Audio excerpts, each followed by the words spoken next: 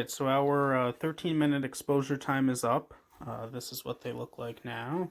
You can see quite a bit different. So, there's the problem with small pieces that they stick to the glass. But we're just gonna... I try to be real careful with my leaves and stuff because I reuse them, so like none of them last forever. Eventually they get brittle and you have to get new ones. But especially in winter when there aren't many leaf options, it's nice to have some like dried material that you can use. Alright, so let's take these.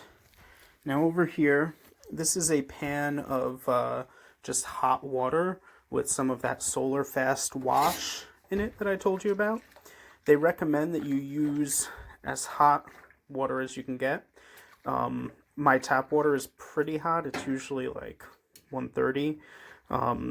So I just use really hot tap water. If your tap water isn't so hot, you might want to like boil a kettle of water and dump the boiling water in with the regular hot water from your tap.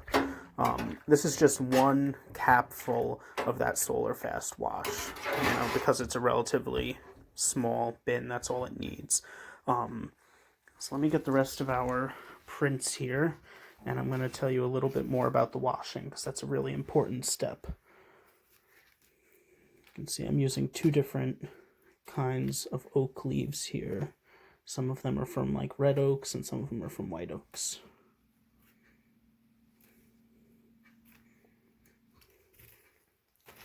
All right. So I just agitate them enough to make sure they separate in the water bath and to kind of get that initial coat of dye off of there. The washing is super critical, and the instructions that they give you for the washing aren't excellent. I've learned quite a bit about that, and what I've learned is kind of contrary to what they recommend. So on the bottle, the instructions say to, let's see here. After exposure, wash out undeveloped dye with Solar Fast wash and hot water, agitating constantly. Machine washing is recommended for textiles. So it doesn't give you a time. And what I found was happening to me was I would make these prints and they would look great. And then within a few days, they would start to darken because all of the dye wasn't rinsed out. And then, with sunlight coming in through the window, it would start to develop further. So I would end up with prints that had blue and kind of pale blue instead of a stark blue and white. What I learned, there's a really good Solar Fast forum on the Jacquard website. It's kind of old and clunky. It's not like they don't keep up on it very much, but they do answer questions, and they'll like ask their chemists if there's like a question that they aren't sure about as far as like how the material behaves. One thing that I learned on there, the person commenting on there recommended that the agitation isn't so important, but really long wash times are important. So I just agitate occasionally, but I wash for like 45 minutes, so typically I have two baths set up, and I'm going to break this one out when I'm done with this segment of the video, but typically I throw it in one bath, like, right out of the exposure unit so that it washes off the bulk of the dye. And then after it's been in this bath for like, 15 minutes maybe, I'll put it into the second bath, which just has more of the hot water and Solar Fast wash.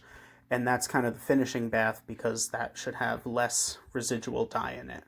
And then once everything goes through those two baths, I do a rinse with just plain water for another, like 20 minutes. So it seems overkill, but it really pays off in the sense that you don't want your prints to, to fade over time or darken over time. So while these are washing, I'm going to expose the rest of the squares that I need for my little project here, and we'll come back after that. So I took my prints out of the wash and put them into a rinse bath with just hot water, and I let them rinse for about half an hour, 45 minutes, and then I pulled them out of there, and I always throw them in the wash machine just on the spin cycle to spin most of the water out of them. They are still, like damp, like they just came out of the washer. At this point, you can either, if you put these in the dryer with all of these raw edges, it's going to make a mess. They'll end up being in a big knot. They'll fray a lot. You can let them air dry, or you can press them dry with an iron. So that's what I'm going to do. I'm just going to, you don't want to be like vigorously ironing them back and forth like that, because that will ultimately distort them a little bit.